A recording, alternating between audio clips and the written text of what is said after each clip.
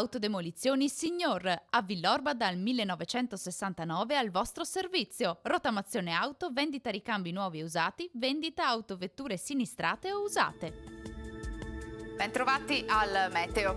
Anticiclone africano sull'Italia, tempo buono e condizioni climatiche particolarmente bollenti. Siamo nel picco del caldo. Vediamo con la grafica la situazione di venerdì 22 luglio. Sul Veneto poche novità rispetto ai giorni scorsi, sempre tanto sole, cielo sgombro da nubi, non sono attese piogge e dunque contesto critico anche sotto il profilo della siccità. Temperature roventi e clima afoso, minime comprese tra i 20 e i 27 gradi. Per quanto riguarda invece le massime, la colonnina di mercurio arriverà a toccare i 38 gradi in diverse province della nostra regione. Spostiamoci ora sul Friuli Venezia Giulia, anche qui ampio soleggiamento, cielo in prevalenza sereno come vediamo, con qualche innocua velatura. Temperature minime tra i 23 e i 27 gradi, massime sui 35-37 gradi.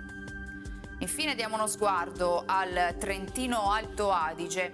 Poche novità, sarà soleggiato con nuvolosità in aumento però nella seconda parte della giornata e con occasionali acquazzoni sui settori di confine.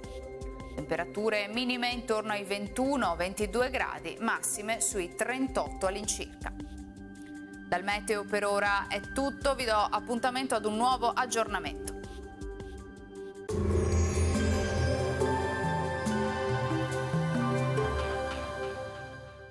Autodemolizioni Signor, a Villorba dal 1969 al vostro servizio. Rottamazione auto, vendita ricambi nuovi e usati, vendita autovetture sinistrate o usate.